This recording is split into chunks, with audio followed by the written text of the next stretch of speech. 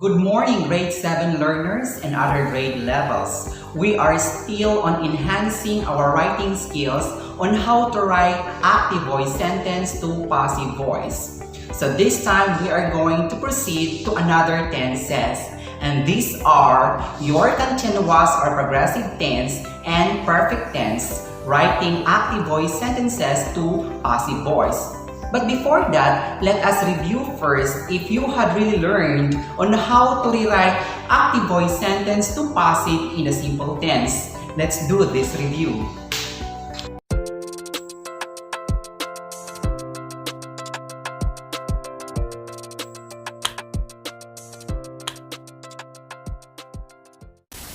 Okay, let us review writing active voice sentence to passive voice in the simple tense.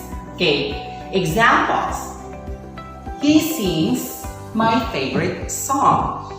If we are going to write that to present passive voice, this present active voice in the simple tense, again, the patterns. Okay, we are going to choose the patterns. We have direct object, is or are, the verb, and the past participle of the verb, and then the preposition, by, and then the subject. Let us label down our direct object in this present active voice sentence so that we can rewrite that into present passive voice. Okay, let us label down. Our subject is he, and our verb, which is a transitive verb, sings, and then our direct object, my favorite song. Rewriting that this active voice sentence simple tense to present passive voice simple tense. Okay, this is the pattern. Okay, looking at our direct object number, this is singular. Therefore, the be verb to be used is. So rewriting this one, this present simple tense active to present passive voice in the simple tense. So it becomes, okay, my favorite song okay, the be verb used is, since your direct object is singular, is, and then the past participle of sings is sung. And then preposition, by, and then the subject, he, becomes him. Okay, that was our previous lesson. Okay, what about for the second sentence? Simple tense in the present active voice. Okay, let us read. They sing my favorite songs. So, using the pattern direct object, the verb is or are, past participle of the verb plus by plus subject. What pattern to be used? What the verb? Okay, let us label down. Our subject is, our verb, transitive verb is still sing, and our direct object this time is my favorite songs, plural. So rewriting that one, since our direct object is plural, so therefore the be verb used is are. So it becomes my favorite songs. Again, the verb is are. Then past participle of sing is sung. And then the preposition by. And then what about they? From subjective case they, it becomes objective, which is them. Okay. What about for the past active voice? In the simple tense, writing those sentences to past passive voice simple tense. Okay. Here, past active voice. So your sing verb here, sings, becomes sung. Okay, so the past active voice in the simple tense, we have he sang my favorite song. And for the second sentence, we have they sang my favorite songs. So that is on past active voice simple tense. So rewriting these sentences to past passive voice. Okay, so we have the direct object pattern, and then either was, be verb, or where the verb depende sa number sa atuang direct object. And then the past participle of the verb, and then the by, and then the subject. Okay, now let us label down so that we can rewrite this active voice sentence past to passive voice past. Okay, this is our subject, he. This is our transitive verb, sang. And this is our direct object, singular. So the pattern to be used is direct object and then the verb was, then past participle of the verb, then by plus subject. Okay, let us rewrite. So it becomes direct object, my favorite song. Okay, we have singular, was, then past participle of sing was sung by. Okay, we have him. And for sentence number 2, so we have, this is our subject, this is our transitive verb, and this is our direct object in the plural form. So it becomes, writing that to past passive voice, it becomes my favorite songs. This time the be verb is were, then sung by him. Okay, that was only our previous lesson, right? Okay, next, future active voice. The same sentence says, since in the future tense, we have will sing, will sing. So writing that one, okay, so even our direct object here is plural, so there is no changing on the be verb. Okay, so the only one pattern is we have a direct object plus the be verb. Only one be verb we have will, be, and then plus participle of the verb plus by, then plus subject. Okay, let us substitute. So we will say my favorite song, either song or songs, still will be. Will be past participle of sing, okay, will be sung, then by, and then we have our subject he, by him, our subject they, by them. Okay, either by him or by them. Understood? So that is only our review. If you have really learned on writing active voice sentence to passive voice in the simple tense. This time, we will have another tenses, and these are our continuous or progressive tense and the perfect tense. Okay. Okay, let's start rewriting active voice sentence to passive voice in the continuous or progressive tense. Okay, so let us use the same set of sentences. From the simple tense, this one, no, we are going to write these sentences to continuous progressive tense. And let us spot the distinguishing feature of continuous or progressive tense. Again, always remember that the verb or the base verb must end with ing. Okay, let us rewrite this present active voice in the simple tense to continuous or progressive tense. Okay, so it becomes he, making our verb sings in the ing form. So there must be an be verb, which is, and then the ing form of sings becomes singing. Okay, the direct object, my favorite song. So rewriting this simple tense to continuous or progressive tense, always use the be verb so that we can have the ing form of the verb, and that is now the distinguishing feature of continuous progressive tense. So he is singing my favorite song, meaning to say the tense or the action is continuous or on progress. Okay, now what about this one? Okay, since our subject here is they, making this simple tense sing to continuous or progressive, Of course, the plural is are. Is becomes are since our subject is plural. So it becomes they are. Okay, they are singing my favorite song. So this is now in the continuous progressive tense. We have present active. So let us read. He is singing my favorite song. They are singing my favorite songs. So it is present progressive tense. It is present progressive tense because it ends with ing and we have the present be verb is and are. Is if the subject is singular, are if it is plural.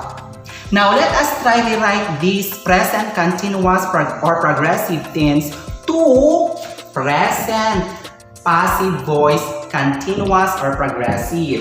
Okay, the same pattern. Okay, so we have our direct object is, okay, let us lay that down first. So this is our subject. This is our verb, transitive verb for the progressive. The complete transitive verb is singing, and this is our direct object. So meaning to say in the progressive tense, there must be a verb phrase, complete verb phrase, to denote progressive or continuous tense. Okay. So what about for this next sentence? We have this is our subject and this is the complete verb phrase for the progressive tense or continuous, which is in the transitive verb form. And then we have the direct object. Okay, we're writing these sentences to present passive voice continuous. Okay, so the direct object is this one, no? My favorite song. So it becomes, okay, let us have a pattern. So it begins with direct object, and then we have is or are, and then we have the be verb being, and then the past participle of the verb, and then the by, and then the subject. Okay, that is on the continuous progressive tense, writing that to present passive. So we have direct object, is or are, and then we have the being, plus past participle of the verb, plus by, plus subject. Now let us try to write this first sentence. He is singing my favorite song. Present active voice in the continuous, writing this to present passive voice in the continuous using the pattern. So we have direct object, my favorite song, singular, so we have is, then we have being, is being past participle of singing, it becomes is being song, okay, by, then we have in. Very easy, right? Okay, you spot the difference, no? So we have direct object is or are. Here, direct object is and are. There must be being. That is in the present passive continuous. Okay, my favorite song is being sung by him. Okay, here, write this one to present passive voice. This is the present active voice continuous. They are singing my favorite songs. So we have my favorite songs. Okay, so this time are being. Okay, since our direct object is plural, are being sung by, okay, the change from they becomes them.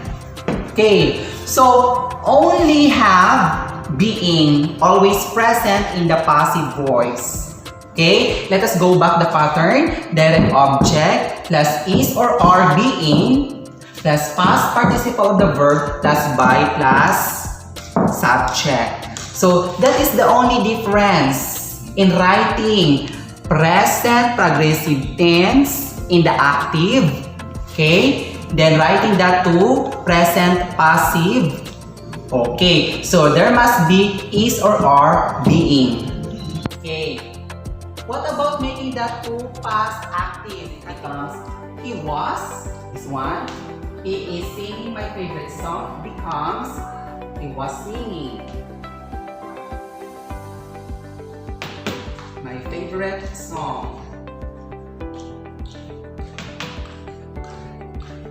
Okay, so we have rewriting that one becomes direct object, and then we have the was being, then plus was being plus the past participle of the verb plus by plus subject.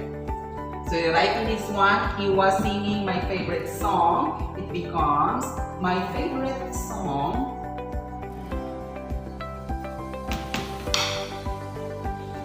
was being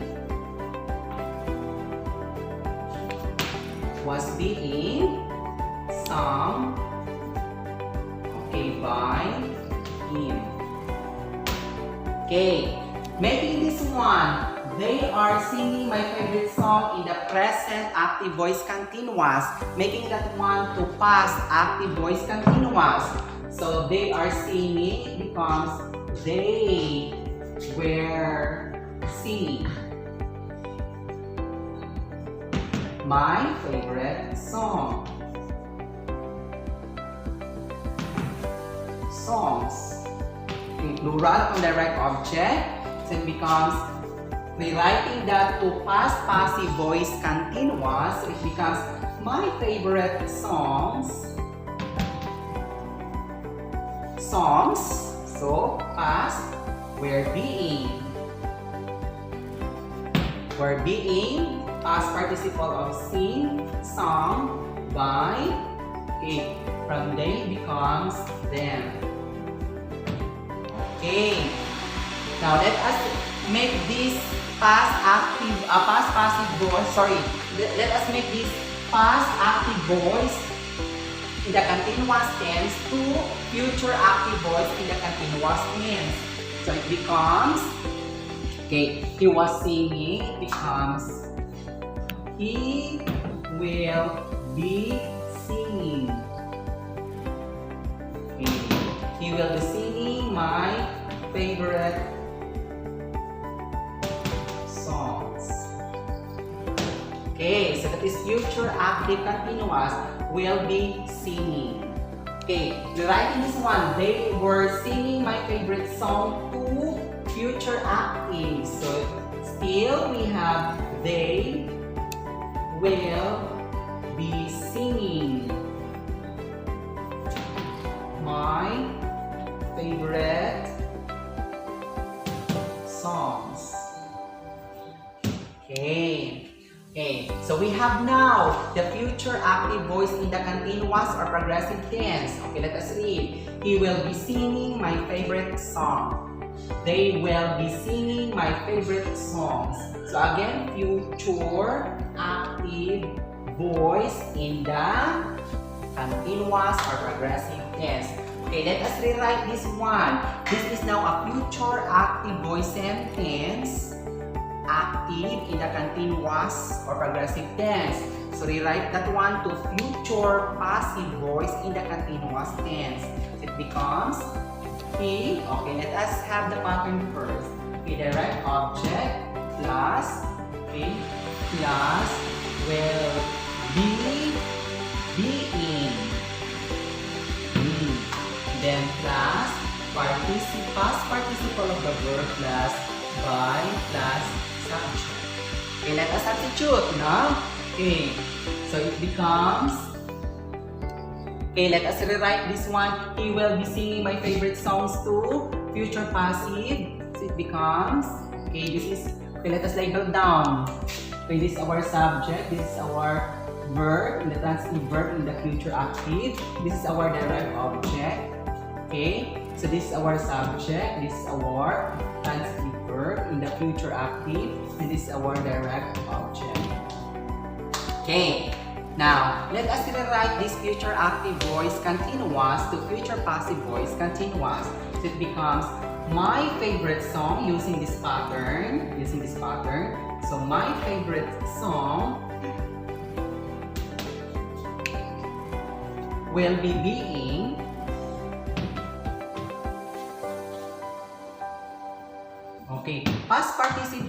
sung. Sing becomes sung. Will be sung by, okay, by him. Okay, the same now. My favorite songs for this sentence. My favorite songs will be being sung by them. Okay, now to make it easy, writing active voice sentence in the continuous or progressive tense, let us identify the patterns. And you have to jot down in your notebook. Okay, let's start. Okay. Rewriting continuous progressive tense. Again, rewriting continuous or progressive tense in the present active voice to present passive voice continuous. This is the pattern. Okay, you write down in your notebook. Okay, so if you have direct object, if singular, is, being, as plus participle of the verb, plus by and subject. If your direct object is plural, so we have direct object plural, are, being. Ha? O sige, para klaro.